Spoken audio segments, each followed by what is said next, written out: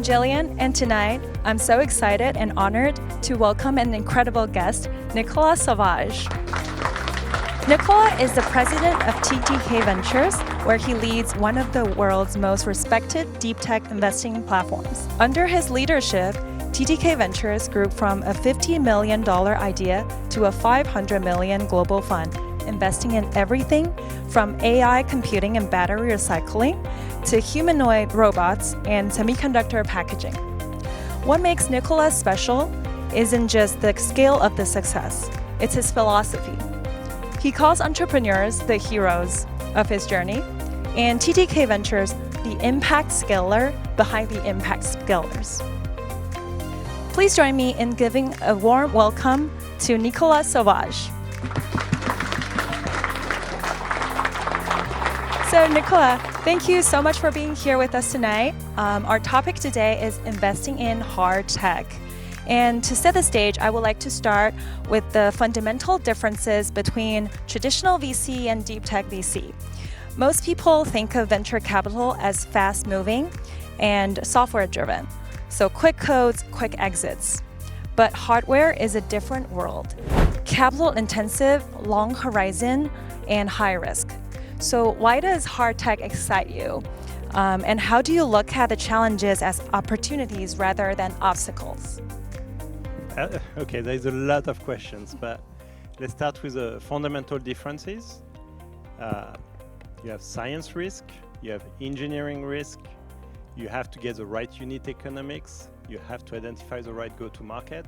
So there are many, many challenges and many risks that actually translate into way more challenging paths that I think a pure software approach. If I think about some of our investments, we have invested in Type 1 Energy, for example, in the US, building nuclear fusion plant. Okay, you're talking about massive science risk, which they've de-risked. Now it's engineering.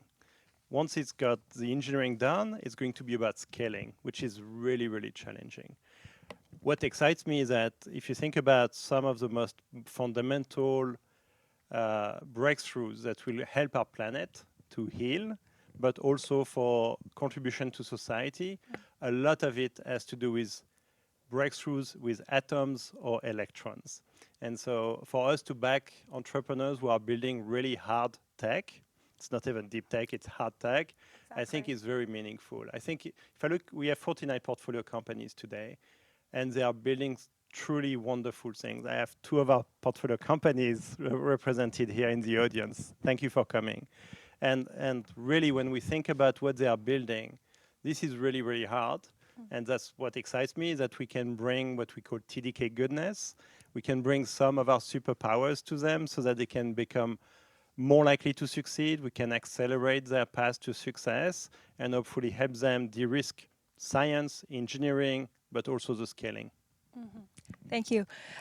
So you started as a microelectronics engineer before becoming an investor. Given your own engineering background, but how do you balance that with the realism of scaling and commercialization? Well, so I think my engineering background is helping me to ask questions about science and engineering. With that, of course, comes some bias. So you have to be careful not to fall in love too much with the technology. This is one of the bias that investors need to be careful. They need to be aware of the bias. I think it helps me to also think from first principles, really think about why would this technology really solve a problem that's worth solving? And so, yeah, I think the engineering background is helping me framing the questions the right way and really try to understand the technology behind. It also helps, I mean, if I think about my bias for technology, all our investment team are deeply technical, and including people who have done a PhD going very, very deep into a topic, surface it, being challenged by peers, and then go with conviction. And I think that's the type of things you want in an investment team, is being able to really understand the technology deeply, being able to build convictions based on these principles, first principles, and being able to expose it to the team. And today we just had a devil's advocate session where we had one investor presenting why they are convinced they want to invest in a company, and everyone else in the team would say why they would not invest. So no niceties about, I like this, but it's all about why we would not invest.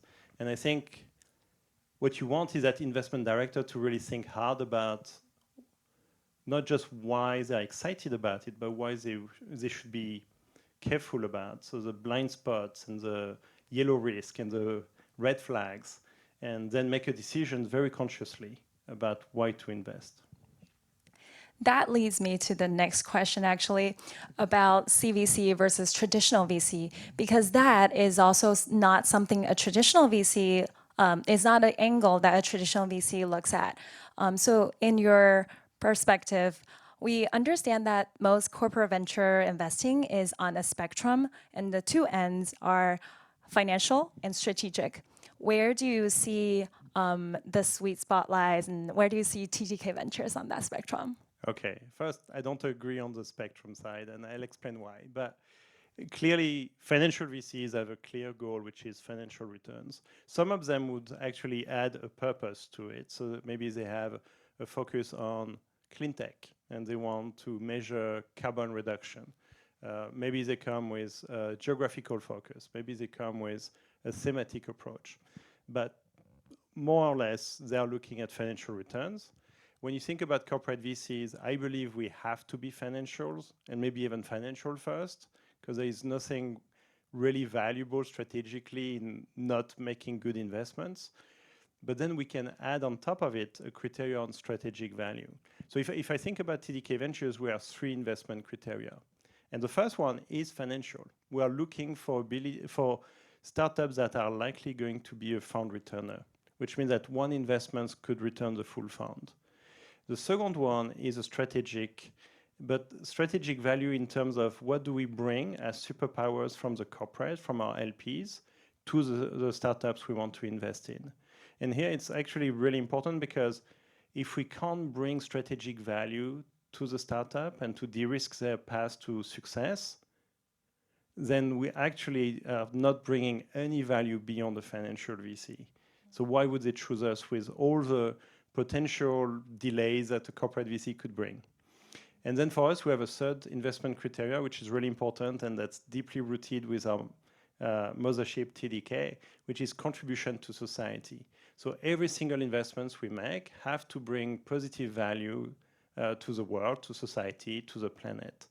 And maybe the best way to explain it, and why I don't agree with the spectrum, because spectrum implies, let's say it's up to 10 points on financial and up to 10 points on strategic, and if you're in the middle, it's 5 and 5. I think when we think about all the companies we look at, they have to be a 9 or 10 on financial, a 9 or 10 on strategic, and a 9 or 10 on contribution to society. We don't compromise on the 3. The compromise we're making by doing that is we're investing very, very few startups out of all the ones we see. And so if I look at today, we have just reached 10,000 startups we have looked at, and we are just at 49, hopefully this week or next week, 50. And that ratio of 1 we say yes to 200 we say no has kept true for so long. For many, many years, it has been 1 to 200. If we were to compromise on one of our investment criteria, I'm sure this would be more like 1 out of 100. But because we are so strict on financial, strategic, contribution to society, we end up investing in fewer, but the ones who have really high conviction. Okay, so from tonight on, I'm gonna change my framing of CVC into using this matrix. I actually love it. Maybe I can add something, which is, we used to have this CVC 1.0, which are the one that most of you know, which is about strategic. Not thinking financial, but strategic. And typically they come with a hook. You have to do project with them. You may have to, if you want to do an M&A, you may have to tell them in advance. You may have to sell to them. It was very, very much a hook which entrepreneurs knew about, and they would only choose the CVCs if they really have to know the choices. I think we then moved to what I call CVC 2.0, where indeed, is it more financial or is it more strategic? It's kind of this balance. And I think that was very artificial, because I'll make the example with our portfolio companies. If we have 49 portfolio companies and they all go to zero, my financial value, zero. My strategic value, zero. Oh, so zero. Okay? But now let's imagine the other side. All of them becomes what we call these unicorns, market leaders. They shape the industry they are in. Financial returns would be like you've never seen any VC achieving. The strategic value for even my mothership, TDK, to be able to work with intimacy very early on with all these market leaders and industry shapers, the strategic value would be off the roof.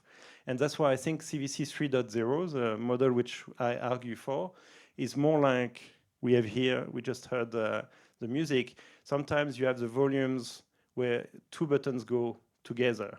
It's like linked together. I think that's how we should think about financial and strategic value. They go together. It's not one or the other. On that strategic values note, you talked a little bit about TDK goodness and also how TDK as a corporation could provide other values for the companies that you invest in. I'm wondering how you think about what TDK as a corporation can provide for not just startup companies as single companies, but in terms of building an ecosystem. Because in hardware, no company is a success by just themselves, right? It's all about the ecosystem and how do you think about the value chain holistically?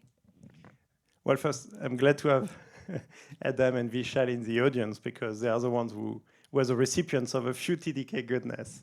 And maybe we should explain what is TDK goodness. TDK goodness is when we add value to our portfolio companies and they validate it was useful to them. So it's not what we believe is useful to them, it's what they validate was useful to them. And that's important because it's very easy for us investors to think we're adding a lot of value when in reality, for the other side, it may actually not be valuable, or it may be noise, or it may be distraction. And asking if it was valuable is a first step to make sure that we keep doing the right thing and we stop doing the wrong thing. So that's how we define TDK goodness. And we have a CRM tool where we add, every time we have value add that's validated by our portfolio companies, we add it to that database. And it's kind of this self-reinforcing cycle because once you know what's valuable, you can keep doing it. And so I'll give an example of a TDK goodness which comes from our investment team, but then I'll go back to your question afterwards, which is we help with doing what we call a dry run of their presentation for when they go for the next round of funding. And what's nice is we are already investors. We are already rooting for their success. And they pitch to us with no pressure, and we can give them very quick advice about, I think the flow of your story is not quite right. Or you forgot to mention the most important thing, which is you want to contribute to society. Or maybe there is something where you said this word way too many times. So we can give a lot of very actionable feedback, which if they didn't have a dry run and they have to go and pitch for the first time into the VCs for that round, they wouldn't be prepared necessarily and no one would tell them. So that's the kind of TDK goodness which has been proven very valuable in the past. What we've done, I think, for Vishal is we even had some of our graphic designer helping to make it really good because he was presenting to Bill Gates and you wanted it to be really good, right? But the value we can bring from our mothership, back to your question, it could be anything to do with de-risking the science. So we have a portfolio of companies called AM Batteries. We did a press release, so it's public, where we helped de-risk some of the science. It's solvent-free battery process, which, by the way, is one of this amazing technology for carbon reduction by nearly half, capex reduction, opex reduction. This is like how we should do batteries in the future. But we have the market leader for battery solutions today for consumer product. So we really understand battery at TDK.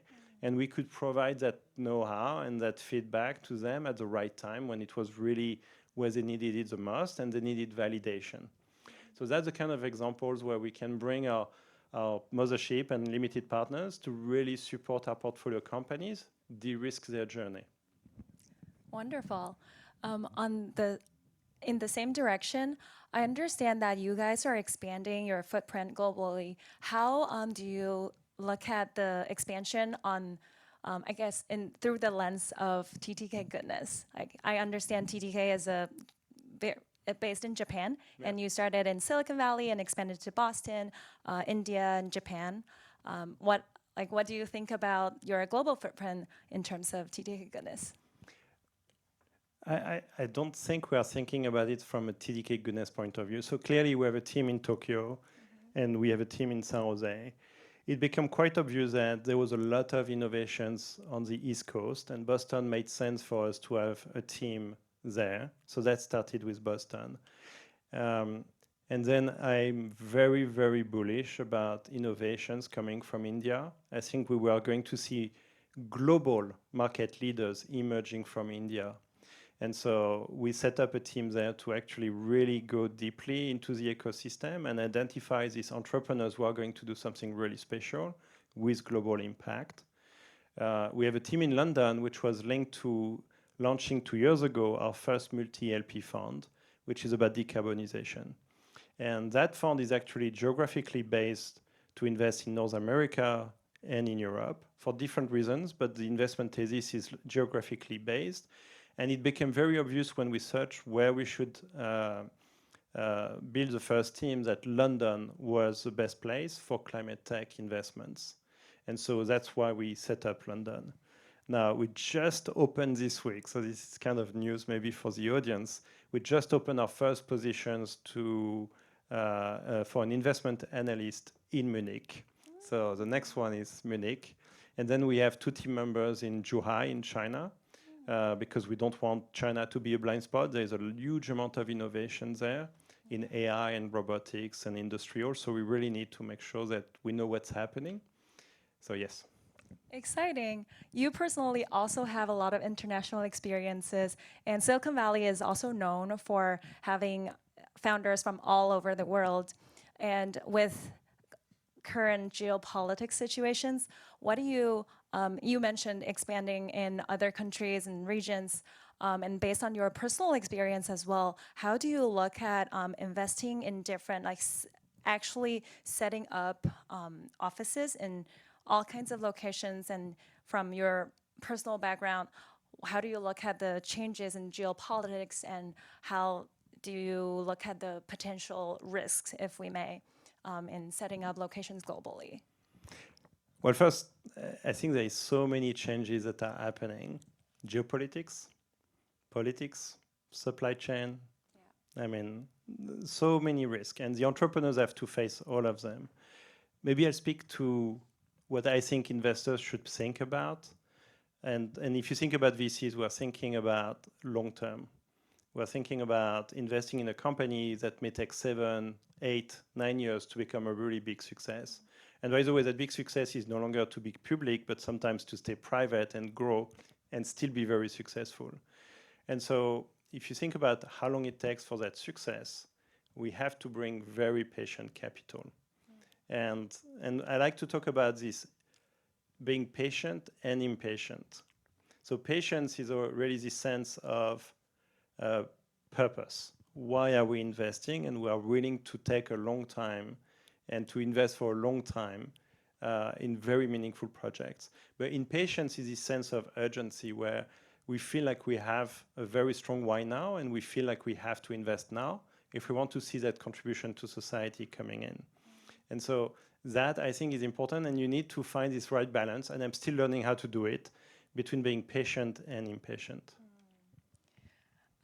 You also, I think in one of your interviews previously, you said you like to invest in founders with superpowers. I wonder what are some interesting superpowers you've seen in founders, especially given all the global and international founders you've worked with. Yeah. So maybe I'm going to be biased because I see Vishal and Adam from our portfolio companies. I think in the case of Vishal, so sorry to pick you, but I saw someone who knew something nearly no one understood. And he came with an approach on the technology that was novel and unproven, but he had so much conviction that he could make it work. And I think every VCs, when you started raising, didn't believe you. Luckily, we were one of those who believed. And he built it, and he did the tape out of the chipset and proved that his technology's approach worked. And that is pretty amazing if you think about it. But what was interesting was this, in this case, the founder technology fit. And now what we are trying to do is to make sure that it becomes a founder technology market fit, right? So we're still on this go-to-market, and in this case, it's a AI chip that could actually become really big because the market is booming. But we're still working out on this. And the point is, this is actually a good path of science risk, because this was sub-threshold, which no one could tell really if it's going to work. And then you have the engineering risk, which is doing the chips, the tape out, and making sure it works and it can scale. And now you have to win the customers with the right unit economics. If I'm extrapolating now, I think there is value for us as deep tech, early stage VCs with an exploration mission for our mothership to really find this founder market fit. The founders who know something about a market that may be zero today, but we believe are going to be huge tomorrow, and who have insight, a superpower, something they know that no one else can know, and they are going to go for it. Now, what's interesting is I like this analogy of the entrepreneurs are the superheroes with their own superpowers.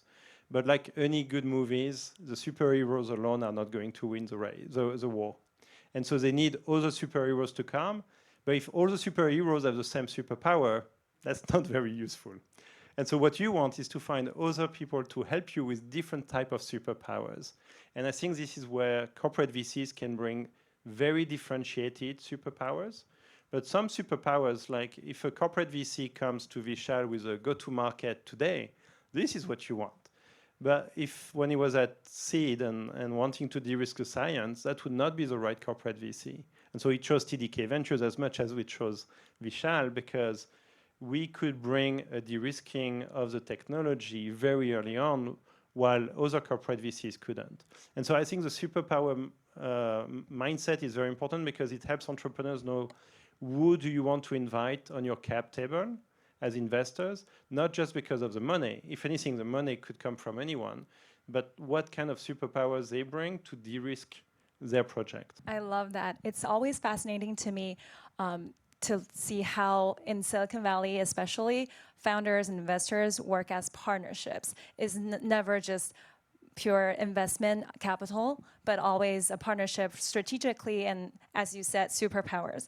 I would like to transition into personal superpowers. I think I've heard that you said it's all about having a good brain and a good heart. So that includes intellect, humility, and curiosity.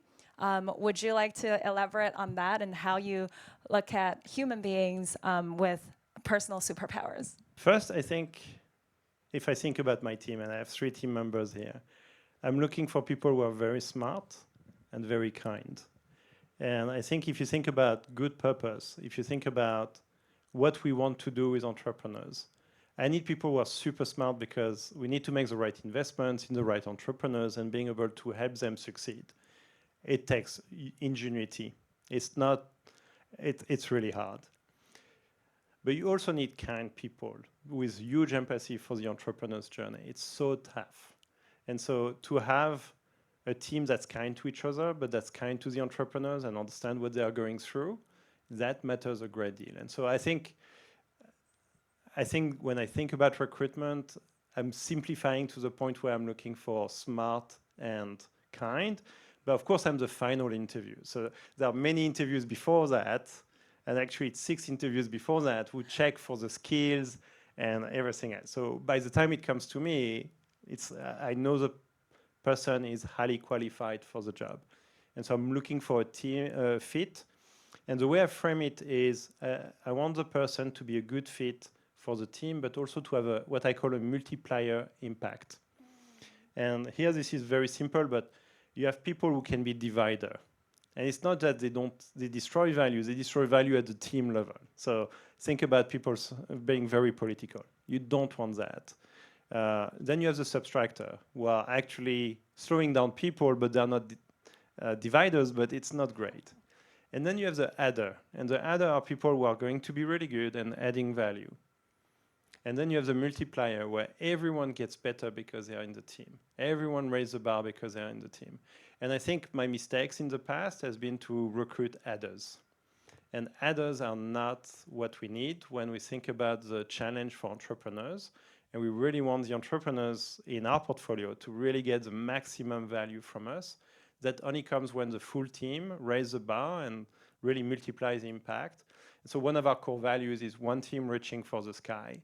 And reaching for the sky sounds very ambitious, and it should be. Interesting. It sounds like all this wisdom accumulated over years, decades of experience. Of mistakes, yeah. That too. What are some top learnings from your journey of, especially in terms of leadership, as you started TDK Ventures and to this day? I think I've learned from every manager I've had. I think maybe that's how I should start. So my very first manager at Siemens showed me how being kind to everyone, including the cleaners, was really important. So that touched me, and that's something I've done ever since. My manager in British Telecom had this very simple management mindset where it was about, and I wish I didn't have a microphone, but you have your comfort zone in your team members, and your job as a manager is to stretch that comfort zone. And until the point where they say stop. If they say stop, that's fine. Then you leave them at that level of comfort zone, and you can move on to other team members who wants to stretch. And so his job was to really unlock the value of everyone by stretching them outside their zone of comfort. But the key is, I think we have such an amazing mission at TDK Ventures that I really want all of us, when we wake up in the morning, be excited about the day. Thank you again, Nicolas. It's an absolute pleasure to have you here with us tonight. Thank you for sharing your insights and stories. I learned so much from you, and I believe the audience did too. And thank you to the audience for understanding and for your patience with us earlier. I hope you enjoyed tonight. See you next time on Silicon Valley Unplugged. Thank you, Jillian. Thank you.